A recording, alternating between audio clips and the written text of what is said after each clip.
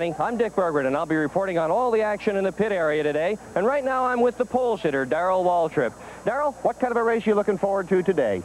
Oh, well, it's, of course, a long race. 500 laps here is very tiring on the driver and very hard on the race car. It's the kind of race you're going to have to pace yourself. There's going to be a time in this race when you don't want to race anybody. You never know if it's going to be the beginning, the middle. Certainly not the end, though. That's when you go for all. And this place is pretty tough on brakes, isn't it? Well, that's the consideration here. If you run too hard, you won't have any at the end. So that's why at some point in time, you've got to back off and mentally tell yourself, stay off the brakes. Darrell Waltrip is looking for his first win in 1985. Mike? Thank you, Dick. We'll be right back with the starting lineup for the Sovereign Bank 500 after this. Have another hot dog. There really are ducks and geese here at Martinsville. Track owner Clay Earls uses up thousands of loaves of bread a year feeding them. While they get their lunch, we'll take a look at the starting lineup. On the pole at 90.2 miles per hour, Darrell Waltrip, Franklin, Tennessee, the Budweiser Chevrolet. Outside pole, the defending winner of this race, Jeff Bodine of Chemung, New York, the Levi Garrett Chevrolet. Start in third, an excellent run for Morgan Shepherd in Bobby Hawkins' Carolina 2 Chevrolet. Alongside him, Dale Earnhardt, a two-time winner this year on the Winston Cup circuit in the Wrangler Chevrolet. Neil Bonnet starts inside the third row from Hueytown, Alabama, the Budweiser Chevrolet. And Kyle Petty in the Wood Brothers car from nearby Stewart, Virginia, the 711 Ford. Row 4 finds a couple of Fords. Starting seventh is Ricky Rudd in the Motorcraft Ford. Alongside him, winner of the Daytona 500, Bill Elliott in the Coors Ford. Going ninth, Ron Bouchard, the Valvoline Buick from Massachusetts, and Lake Speed from Mississippi, the Nationwide Auto Parts Pontiac. And here's the remainder of the field. In the sixth row, Mike Alexander alongside Tim Richmond. Row 7 finds Harry Gant and Rusty Wallace, All-Yard Pontiac. Way back in the eighth row, the point leader, Terry Labonte, along with Bobby Allison, who's never won here in his career. Buddy Baker and Ronnie Thomas in row number 9. In row 10, we have Jimmy Means alongside Richard Petty, the winningest driver at this racetrack. Row 11, Phil Parsons and Ken Schrader. The hometown favorite is Buddy Arrington. He's in row 12 along with Dave Marcus. Bobby Hillen Jr. from Texas and Clark Dwyer from Colorado in the 13th row. Row 14, all the way from San Antonio, Texas, Ari Birchwell alongside J.D. McDuffie. The last row, row 15, finds Brent Elliott and Don Hume. That's the starting lineup. We'll be back for the start of the Sovereign Bank 500. When the big Q flows, America goes. Hey, that truck runs. A Fisher & Son doesn't. Only gets the big Q. Quaker State. Well, you can depend on number one. Fuel pop, they start with Pennsylvania grade crude. Nothing like Quaker State. It's a one-of-a-kind formula. Stable viscosity, keeps the oil flowing, protecting, no matter what. No substitute for quality. I got two great partners. Quaker State. The big Q stands for quality. Always has, always will. I can't see. Relax. I know France like the back of my hand. We need new Anco wiper blades. Anco windshield wiper blades for Datsun, Toyota, VW, and other imports are available everywhere. Much better. Ollie, are you sure we're in France? Where do you think we are? Spain. Spain. Anco, the best blades you can buy. Test proof. Is that Kawasaki's new Eliminator? Yep. Never seen anything like this on the street. I hear it'll turn 0 to 50 in less than 2.2 seconds. Yep. Don't suppose you let me see for myself? Nope. That's some bike, cowboy. Oh, you like this big bad Eliminator sweet thing? That's why I bought it. Right now, during Kawasaki's Bash, test ride the Eliminator and get a free T-shirt.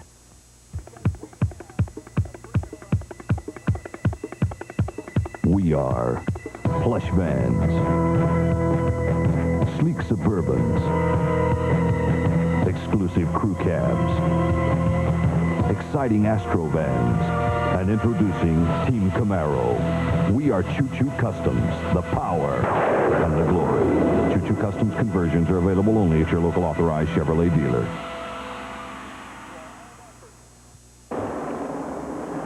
200. $280,000 is on the line this afternoon at Martinsville Speedway as the light is off atop the safety car, and we're getting set for a start. And all everyone is thinking right now, Mike, is get to the inside, because this is a half-mile racetrack. It's very flat.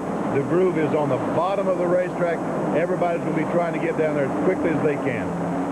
Trans Am safety car makes a hard left turn, and Waltrip almost runs him over as he comes to speed.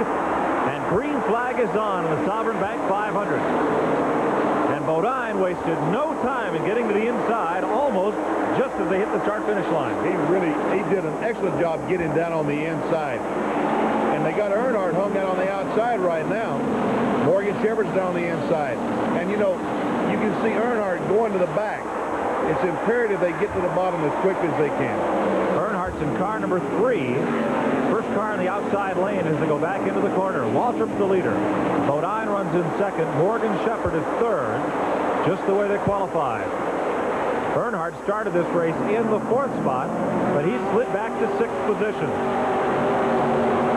Darrell Waltrip hasn't won a race this year, Mike. He is really looking forward to racing. Martinsville has been a good racetrack for him over the years.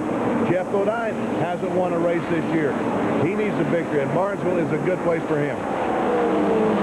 Both Bodine and Morgan Shepherd, the third-place car, scored the first wins of their career in Grand National Racing right here at Martinsville. Waltrip comes into this race 4th in the point standing, as you say, without a victory.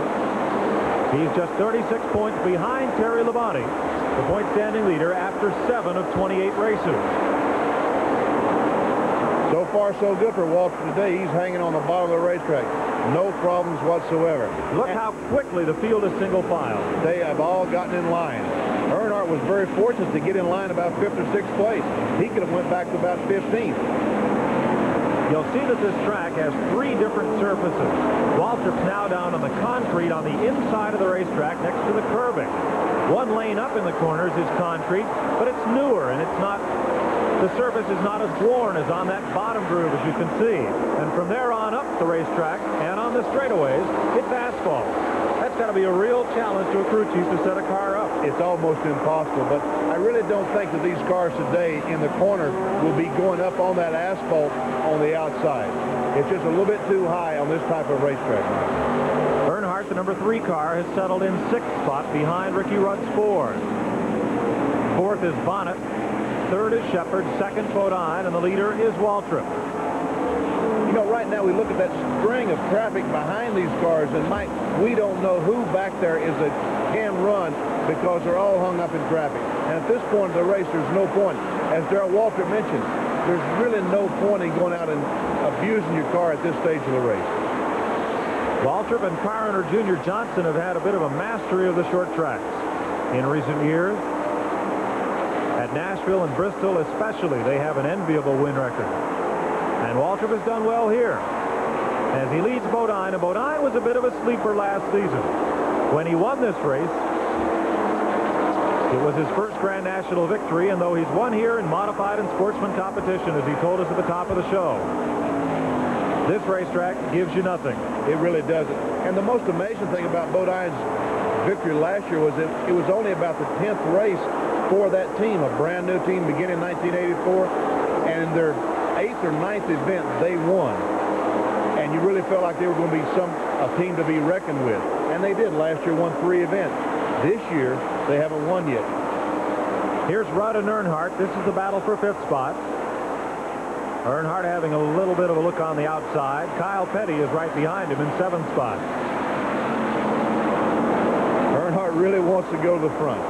Back in 8th is Ron Bouchard, the runner-up to Bodine in this race last year. And Bodine's going to be tough. He's hanging right with Waltrip. Darrell is not about to get away in the opening stages. He is going to be tough, very tough. Here's Earnhardt. He's on the inside of Ricky Rudd in the Bud Moore Ford. He looks like he has him this time. Rudd's got to give him room on the bottom of the racetrack, and that's where you move up. And you can see what position does for you at this racetrack. If you get inside those cars down the straightaway, they really have no choice but move over and let you go by. Now Kyle Petty moves up on Rudd's bumper. Rudd is in 15, the red and white Ford. Right behind him, Kyle Petty. Petty driving for the Wood brothers. Stewart, Virginia, there's Junior Johnson, the car owner of the lead car, driven by Darrell Waltrip. The Wood brothers, until this season, did not run all the races and did not have a short track car. The car they're driving today is one that was out of the Petty Enterprises shops last season, driven by Kyle for his own, the family team. That's right. That is the car that Kyle drove last year. Back to the front of the field. Here's Trouble, turn 3, Mike. Lake Speed is spun up in turns 3 and 4 in the Bob Rahilly and Butch Mock Pontiac, and he'll have to wait for traffic and go one lap down to the field. Rolls down the bank to the curbing, and the caution flag is out for the first time today. I tell you what, even at a reduced speed, that is not the position you want to be in. And he can't get the thing turned around. Now Lake Speed gets it righted and heads for pit road. No, he'll stay on the racetrack, as the caution car has not yet come out to pick up the field. Well, that's what he's trying to do. He's trying to catch up with the caution car, but believe me, he'll be in the pits to get some tires, as will everyone else. Well, that spin will work to his disadvantage. The NASCAR rule on the short tracks, you can only take on 2 tires during a caution period. And here's Neil Bonnet. This is a bit of a surprise that Bonnet would pit this early. I know they're spraying water. It looks like they would be sprayed in the grill, but they aren't doing. I don't know what they're. I really don't understand what they're trying to do with that water. Let's go to Dick Berggren. Speed is in the pit. He's the guy that started this yellow flag, but many other competitors took advantage of it as well. And up and down pit road, the majority of teams have put fuel in the tanks and 2 tires in their cars, and that's just what Lake Speed indicated service on his. But of the cars running at the front of the pack, only Neil Bonnet chose to pit. I think that all the cars really right now, all those spots are hard fought. They don't want to give them up right now. It's a long way back to the front of the pack if you pit this early in the race.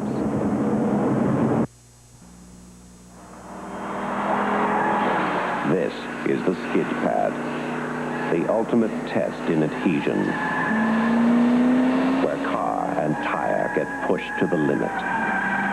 Only one street tire on a standard production car has ever achieved 0.95 G.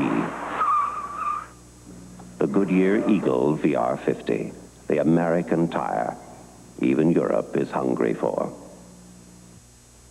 Today's car engines work harder than ever. For the protection you need, look to the quality motor oils from Exxon. Protection against intense engine heat. Protection against punishing cold. Protection against grinding friction. For the protection that's just right for your car, look to the quality motor oils from Exxon. Quality you can count on. Leonardo, what is this? My latest innovation. It shall carry families in luxurious comfort. Oh, for the rich. No. It shall be easy to own and care for from the finest merchants. Sir Dolly's of Logan, Duke Peterson of Ogden, the Earl of Gough and Salt Lake, proud heritage in Murray, and honored Academy in Orem. And you call it? The Honda Auto. So this is the Honda automobile. Uh-huh. Economy Builders Supply has cut prices on their huge selection of quality building, fencing, and landscaping materials. Railroad ties start as low as $2.95. Choose from truckloads of 1x4 6-foot cedar fence slats from 19 to 69 cents each. Economy also has an enormous selection of 2x4 redwood decking, now just 25 cents a linear foot. Economy Builders Supply. We cut prices, not quality. You can build it better with economy.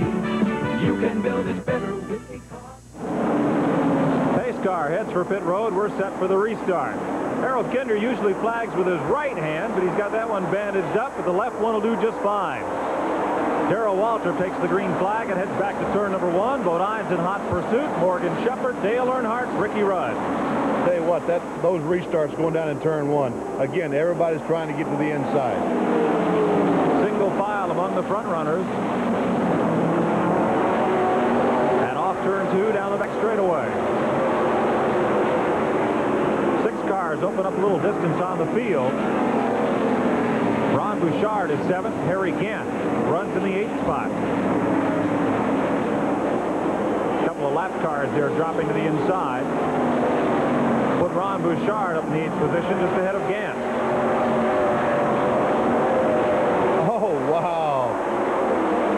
tremendous racing back in the pack. It's a little close-quartered back there. It's very close quarters. These cars today, Mike, when this event's over, they will have tire marks all up and down the side of these automobiles. And also the front and rear will be banged a couple of times. Good week for the body man to go on vacation. I guarantee you. Good luck. Mike Alexander's running in the 10th spot. Bill Elliott is 11th. And that car, Elliott's, that has dominated on the super speedways, just has not had any success this year on the short track. He really hasn't, you know, and they have put forth quite an effort this year on the short track program, but it hasn't come together exactly the way they wanted to. But that's the only problem they've had this year, because at the big tracks, Atlanta, Darlington, and Daytona, they were just superior. Victory lane all 3 times. But here on the short tracks, it's a different game, and a different combination of horsepower and handling is required. And it's why fellows like Junior Johnson and Harry Hyde, the owner of the lead car and the crew chief of the second one, are able to put together such a strong combination for these half-mile racetracks. And that's one reason that Morgan Shepherd is running so well today, is Morgan Shepherd has been racing for 15, 20 years on racetracks exactly like this. He is as good on a racetrack like Martinsville as any driver out there. Shepherd running in the 3rd position. This car was built for Butch Lindley, the Greenville, South Carolina driver, former national sportsman champion like Shepherd. But Lindley, even before his accident down at Pensacola, Florida, was not scheduled to drive the car in this race. There's Stevie Waltrip, Darrell's wife. She's enjoying today. I'm sure she hasn't had too much to root about this year. Today looks good.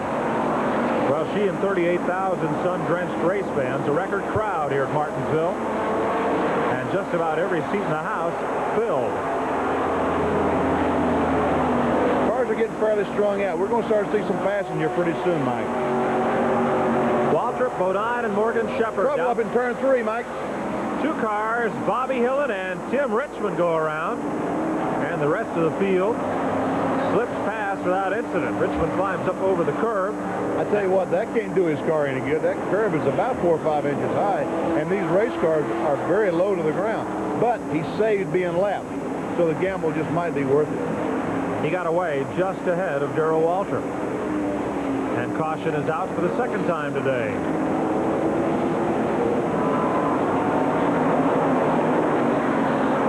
Tell you what, Kinder with one hand's making that flagging job a difficult one out today. He keeps them in line. Now, the caution was out just 10 laps ago, and here's Bobby Allison on pit road. And, Mike, Bobby Allison is pitting on the back straightaway. He was able to get in the pits while the other fast cars were going around to their pits. There, Darrell Waltrip is just now pitting on the front straightaway. I really think Bobby's going to have an advantage. Your current leader, Darrell Waltrip, has just taken his first pit stop for outside tires. This team is very excited about running at Martinsville Speedway. They've got what they call their good car. This is the automobile in which they won 6 of the 7 feature events they earned last year, and they're hoping it's going to bring them into victory lane today. Mike? Waltrip's already earned $211,000 in 7 races this year, but he's not been to victory lane. And there you see the cars that made pit stops lined up toward the tail end of the parade. And as the green flag comes out, it's Bodine, the leader. He elected not to make a pit stop on this caution, nor did Morgan Shepherd, Dale Earnhardt, Harry Gant, or Terry Labonte. They're the front runners as they come off turn 2 and into the backstretch. And Bobby Allison did, in fact, end up on the racetrack in front of Darrell Waltrip just by being able to pit on the back straightaway. Darrell was leading the race. Bobby was running about 10th, and he comes on the racetrack in front of Darrell. That may be an advantage throughout the day for Bobby. We'll have to keep an eye on that, Mike. Neil Bonnet will be the 6th place car. Buddy Baker is 7th. Richard Petty is 8th. As you watch Bodine lead the pack, there's Allison moving up to the inside of Jimmy Means, about midfield. This is an advantage for Bodine right now, Mike, because he's sitting out there and he's not really used his brakes up. He has the whole racetrack. There's no one else on the racetrack that has that opportunity except him. He's taking it easy on the brakes. He's taking it easy on the whole car. Meanwhile, everybody else is racing as hard as they can. as a perfect example, Harry again, the Skull Bandit, and the Piedmont Airlines car of Terry Labonte. They're going at it tooth and nail. That's the battle for fourth spot. Just behind them is Neil Bonnet.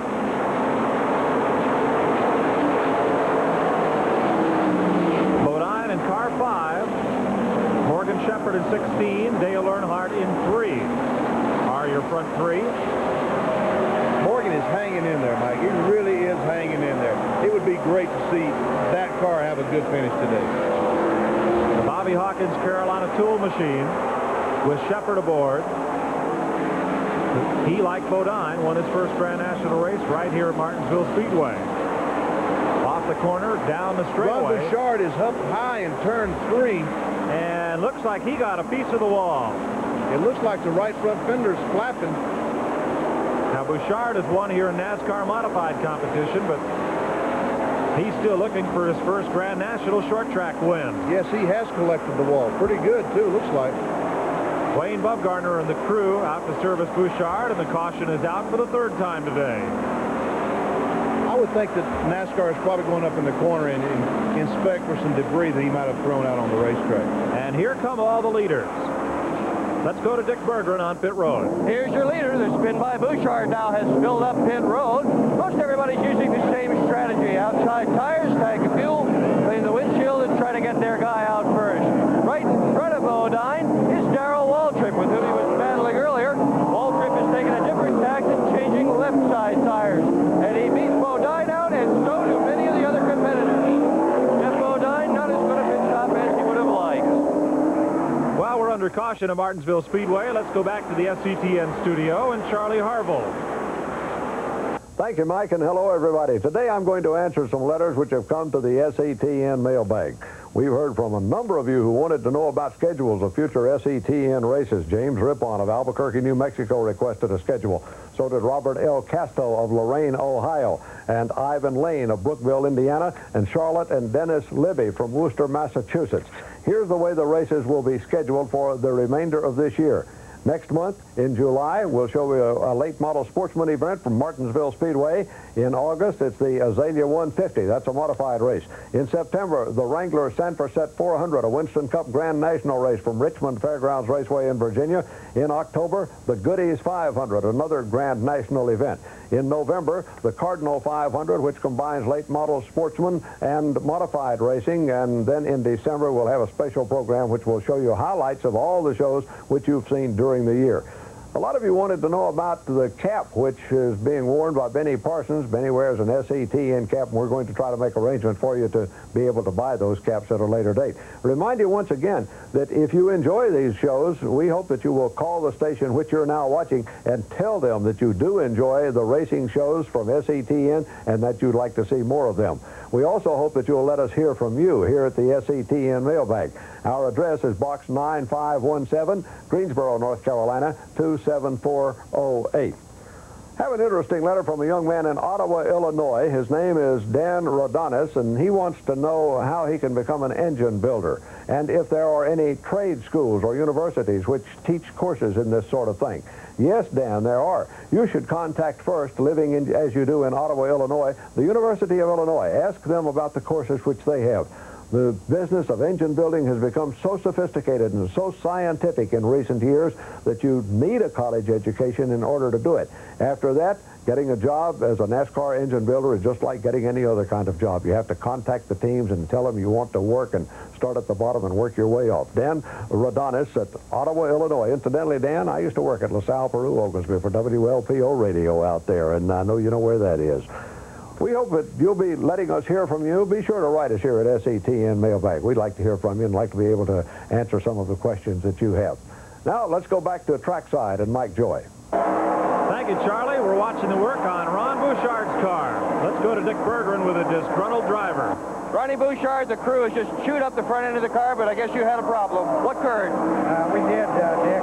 It blew a right front tire out going into 1 of 3 over there, and it just kind of went up the racetrack enough where it hit the wall, and we really didn't bend anything. We just don't have any brakes, and we don't know why, and they're working on them right now.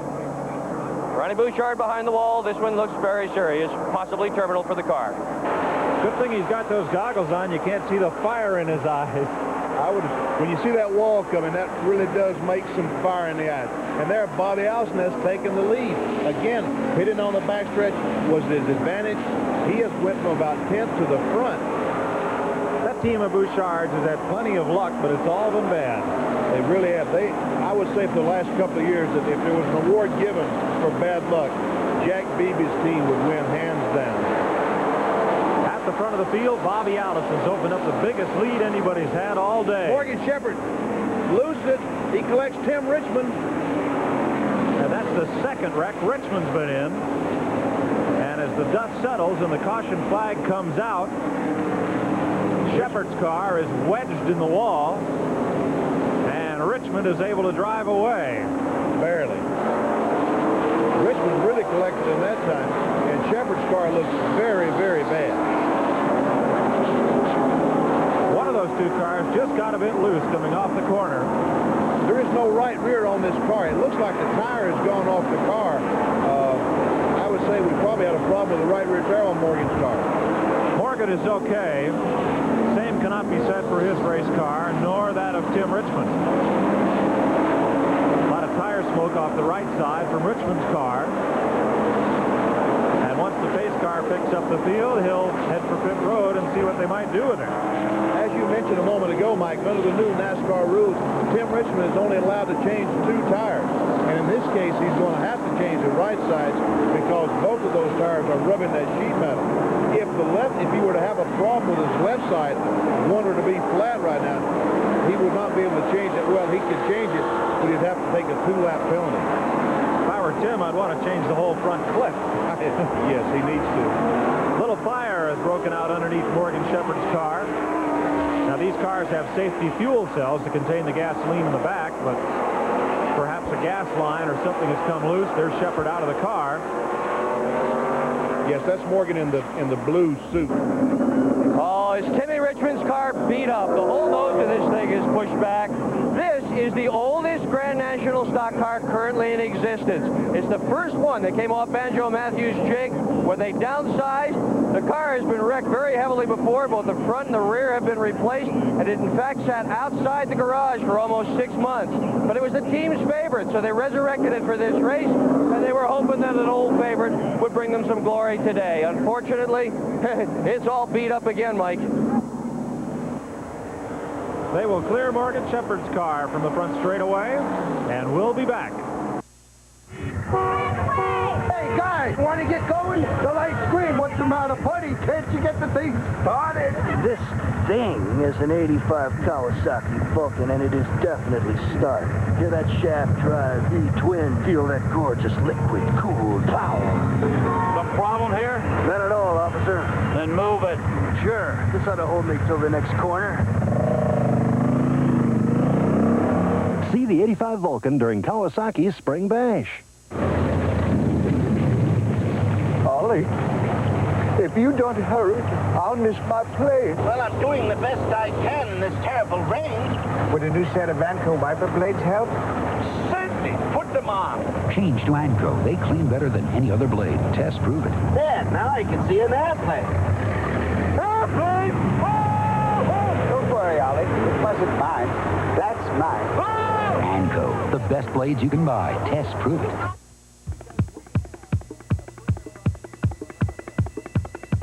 We are plush vans,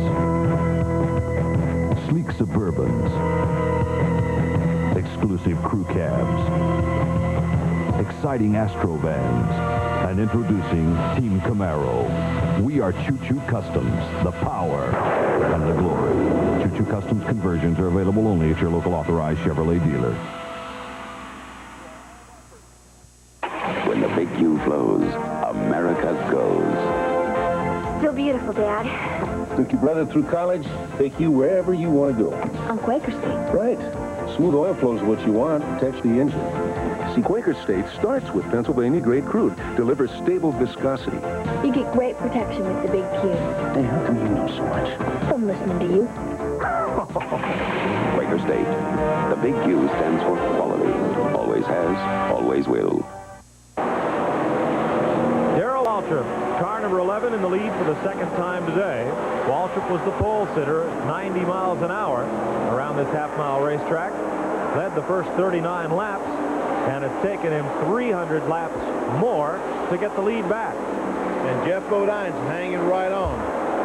You know, it looks like it's going to be a showdown between these two guys. And I think these are two guys who would be a fitting showdown for. Both these cars really get around this racetrack well, and both drivers get around this racetrack well.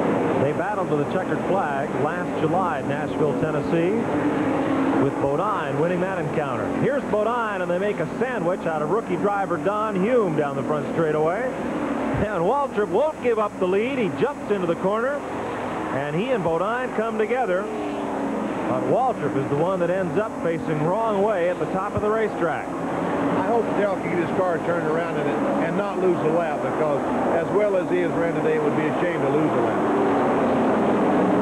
Well, did Bodine come up the racetrack into Waltrip, or did Waltrip try to shut the door on Bodine at the corner? It looks like Bodine right here has position on Darrell. But Darrell maybe don't know he's there because of Hume being between the two cars.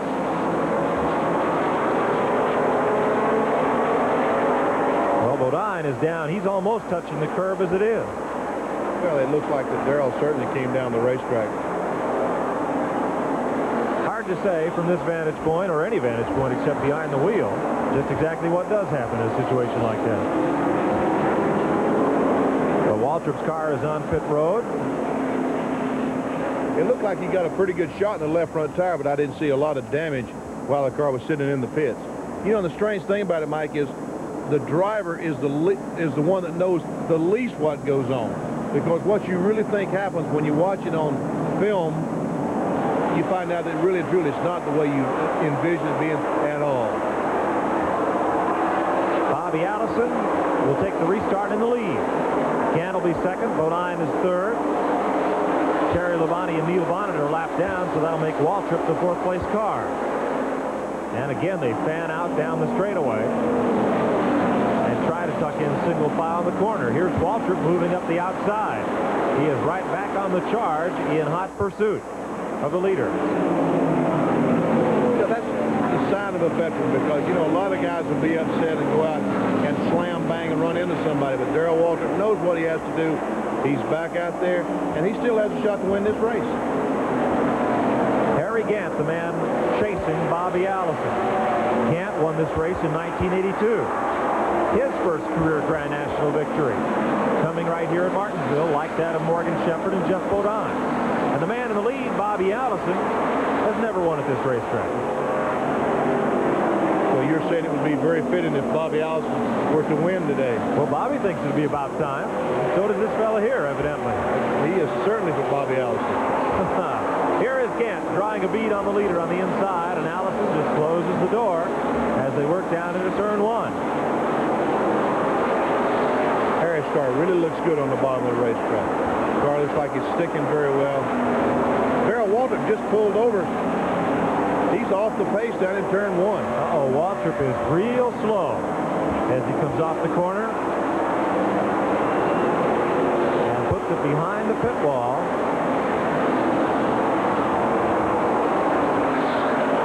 He's coasting in, it looks like. Jeff Hammond runs for the hood pins. Junior Johnson is there to have a look. The way they're looking in, Junior's looking inside the car. Evidently, the engine quit running. And they normally go inside when they're looking for an ignition problem.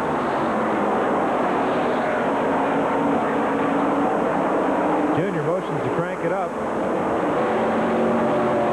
Meanwhile, little smoke again from the back of Harry Gant's car as he chases Bobby Allison. Waltrip, for all intents and purposes, even if his car gets running again, is out of the chase for the win here. And I don't think it's going to get running again, because he just jumped out of the car a moment ago.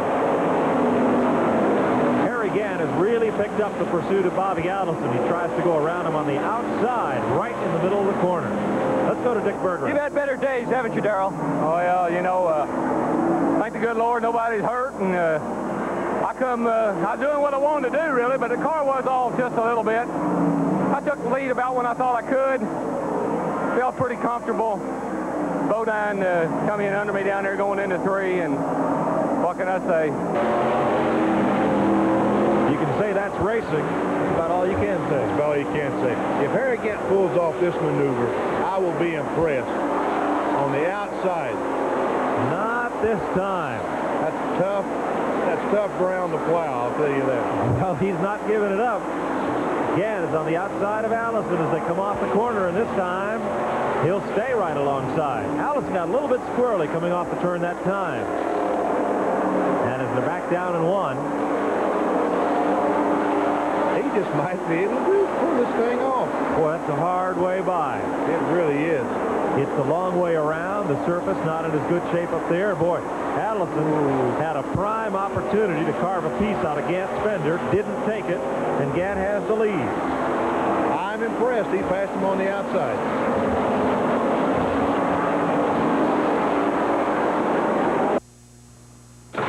To fully understand how Goodyear Eagle high-performance tires alter the driving experience, we urge you to read the Special Operator's Manual before you drive.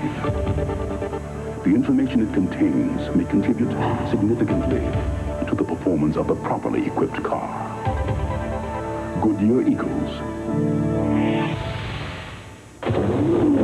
The tires engineered for cars with the proper qualifications. Today's car engines work harder than ever. For the protection you need, look to the quality motor oils from Exxon. Protection against intense engine heat. Protection against punishing cold. Protection against grinding friction. For the protection that's just right for your car, look to the quality motor oils from Exxon. Quality you can count on. Congratulations to the 1985 winners of the Vocational Excellence Awards for outstanding achievement in business and industry. John Haskonnect, Olympus High. Darrell Redford, Davis Area Vocational Center. Shauna McConkey, Granger High. And Stacy Roberts, Weber State College. The Vocational Excellence Awards program is sponsored by KUTV, the Salt Lake Tribune, the Utah State Board for Vocational Excellence, the Board of Regents, and the Department of Community and Economic Development. If you think things are hot now, wait till you see the sizzling savings you'll find at Silo. Incredible savings on major appliances, TVs, audio equipment, stereo rack systems, microwaves, and video cassette recorders. Here's just the warm-up. A Spectracon 19-inch remote control color TV, $249. A Pioneer 38-watt digital AM/FM receiver, $169. A Frigidaire 14-foot no-frost refrigerator, $399. So don't miss Silo's hot summer sale. It's a sizzler. The man to beat is Harry Gant of Taylorsville, North Carolina. In car number 33 is Cole Bannett Chevrolet. He's the leader in the closing stages of the Sovereign Bank 500. The man trying to chase him down right here, Ricky Rudd of Chesapeake, Virginia. The Bud Moore prepared Motorcraft Ford, who has come from a lap behind. Oh, Ernie Birchwell up in the corner almost went around. He got about 40 degrees to sideways, but managed to hang on to his car. That's some pretty good driving for a rookie, Mike. He's had a good run today. Gant's the leader. Rudd is second. Jeff Bodine runs third. He started on the outside pole. Bobby Allison led a good bit of this race. He's running fourth. And Neil Bonnet stayed on the lead lap all day. He's in the fifth spot now with 10 laps to go. Harold Kinder just gave Harry the signal. 10 laps to go. And believe me, after Rockingham, the race that we saw on SCTN, and Harry was beaten so close, I'm sure that victory today is going to be very, very sweet for the Skoll-Bandit crew. Gant has nearly a straightaway on Ricky Rudd. He's just lapped by Kyle Petty for the third time today. Kyle's dad, Richard, is running seventh, just behind Terry Labonte. Blake Speed is ninth. 10th is Phil Parsons. Keep your fingers crossed. But Gant has now just 9 laps to go to drive to victory lane. There is Rudd in no imminent danger of challenging Gant or of losing second spot. And he's driven a good race today. He really has. Ricky Rudd has done a tremendous job today. A lot of guys, their cars have been very, very good today. I've been impressed by Walter, by Allison, Bodine, and Ricky Rudd, but most of all, Harry Gant, the leader right now. Walter's a 7-time winner on this racetrack, but his car is parked in the garage area. Gant who won here in 1982 in this race, looking for his second Martinsville checkered flag in the Grand National Division. Pulls up on Jimmy Means, Broadway Motors car, and drops Jimmy down another lap. And here's another look at Rudd as he moves up on Richard Petty and Terry Labonte. Now, they'll be tough to pass. They're racing for 6th position. And Bill Elliott rights his car after spinning at the head end of pit road. Well, he's very fortunate because that yellow thing that we saw is a concrete abutment, and he almost got a piece of that thing. Elliott gets away, and there is no caution flag. With just 5 laps to go, we'll stay under green. The last thing Gant wants to see right now is that caution and have Rudd close up the distance of about 2/3 of a straightaway. Harry really doesn't need anyone to push him right now, Mike, because his car is not handling like it was before. Before, he could stay on the bottom of the racetrack next to the curb. Now, trouble up in turn 4. Eddie Bierschwell has spun it around, and he gets a piece of the wall this time. Couldn't save it. And Bierschwell will bounce himself up over the curb, and poor Harold's taking a wave in that flag two-handed now as caution comes out. Ricky Rudd just might be able to get up on Harry Gant's bumper. I don't know if they'll be able to restart this race, but Rudd will be right behind Harry Gant, Mike. Well, they're having a hard time getting Gant slowed down with a caution flag to pick up the leader. There's Bierschwell. He wants to stay out on the racetrack and not lose another lap. And now the caution car will come out and pick up the field. The question is, do they have enough time to get the race restarted? If they do, Rudd's going to be right on Harry Gant's bumper. That's right. It'll be Gant, Rudd, and Jeff Bodine, along with Bobby Allison and Neil Bonnet.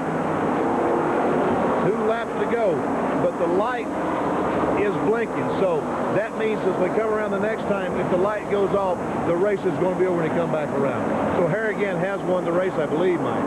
Yeah, I don't think they can give him a green, white, and checker in this situation because they'd have to drop the green this time around. That's exactly right. And the pace car has the flashing light on the roof going. That means that they're not going to start the race this lap.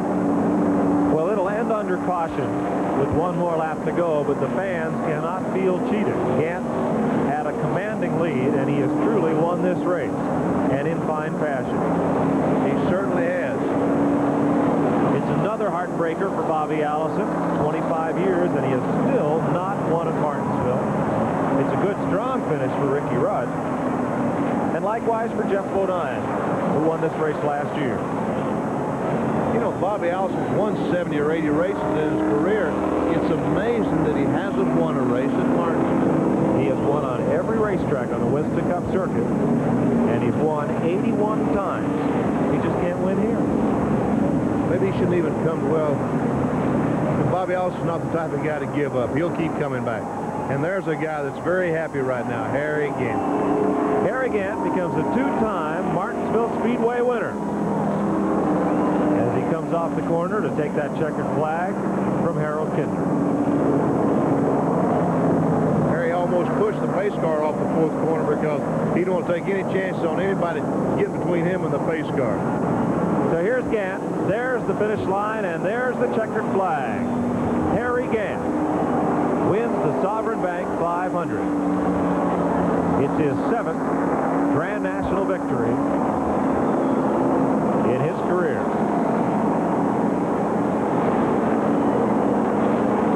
And there is jubilation as always in the pit crew. Those are the guys that really work hard and deserve all the credit. Dear Naomi, all is lost. Hostile natives captured my jet ski. My round-the-world trip has ended tragically. Please, don't bother to search. I'll never forget you or your mother. Aloha, Henry. You're right, Kawasaki Hank, baby! Oh, no, not now, Hanoki. I'm too bereaved.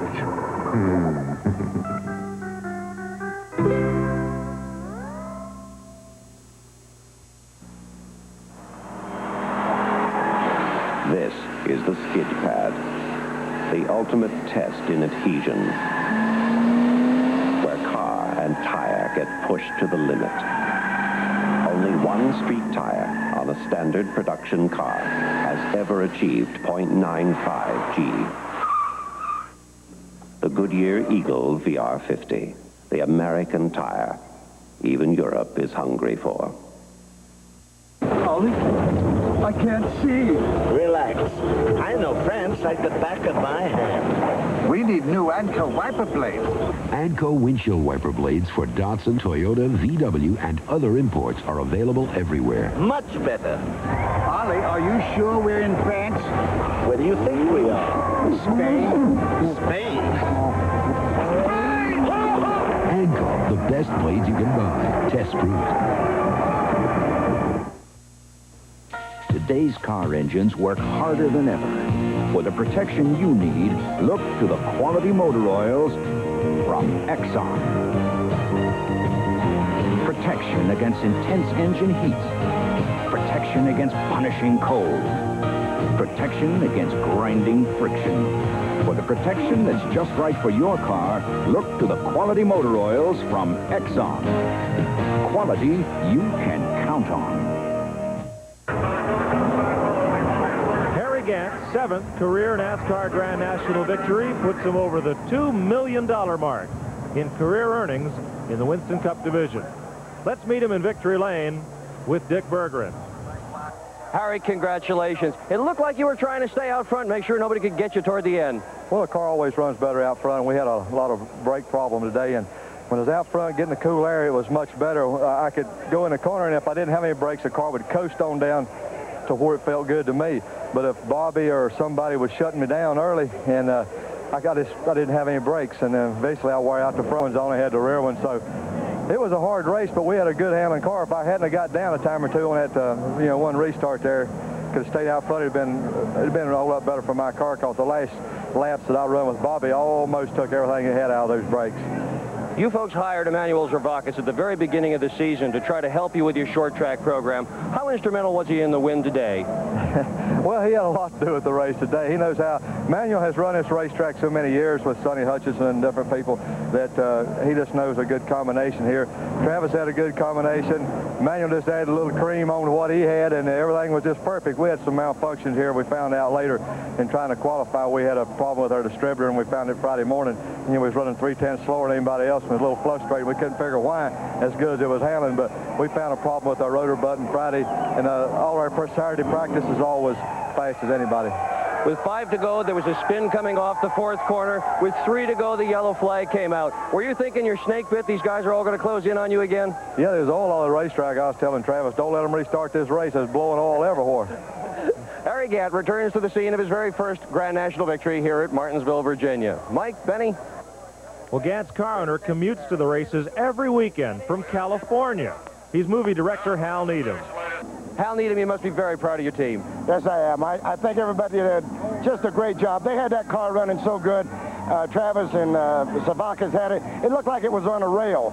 Earlier, I thought NASCAR had made a little mistake with their calculations. I thought we were in the lead, and they put us way back, and I was mad and raised a little Kane up in the suites and told him I was going to protest it. This way I don't have to protest it. It makes the 7,000-mile trip from Los Angeles and back worthwhile. Well, Hal Needham's walking on air, but they're going to bring some oxygen in for Jeff Bodine. He's a little bit overcome by the rigors of racing 500 tough laps here at Martinsville. It's one of the warmest days we've had this year, the warmest day so far. Right now, Dick Bergeron is caught up with Ricky Rudd, our second-place finisher. Ricky, it was ever so close. The cut tire did you in? Well, not really. I thought it did us in. I was just riding along. The early stages, I didn't want to run the car hard. We run along about 4th or 5th. I was about where I wanted to be. Then we cut that tire down, lost a lap, and I was really forced to run the car flat out, which is something I didn't like to do. I didn't think the car would go the distance, and I had to do it to get that lap back.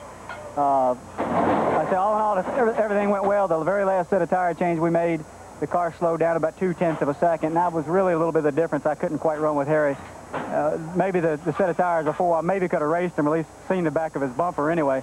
Harry ran good. Congratulations to him. He did a good job today. Ricky Rudd, a fine job himself, finishing second here this afternoon at Martinsville. Thank you, Dick.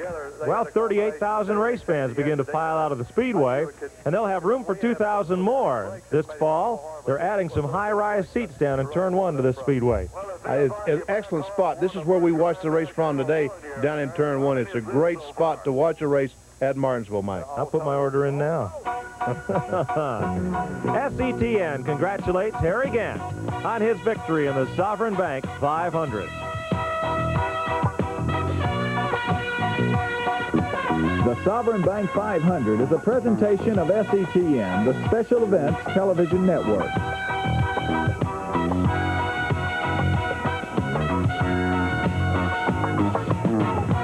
The Sovereign Bank 500 has been brought to you by Goodyear, makers of the Goodyear Eagle, tires engineered for cars with a proper qualification. And by Exxon, makers of fine petroleum products. Exxon, quality you can count on.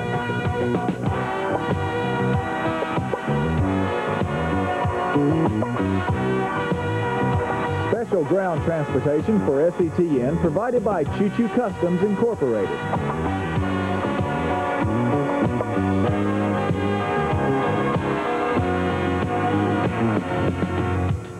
The executive producer of SETN is Jim Wigglesworth. Operations Director, John R. Lewis.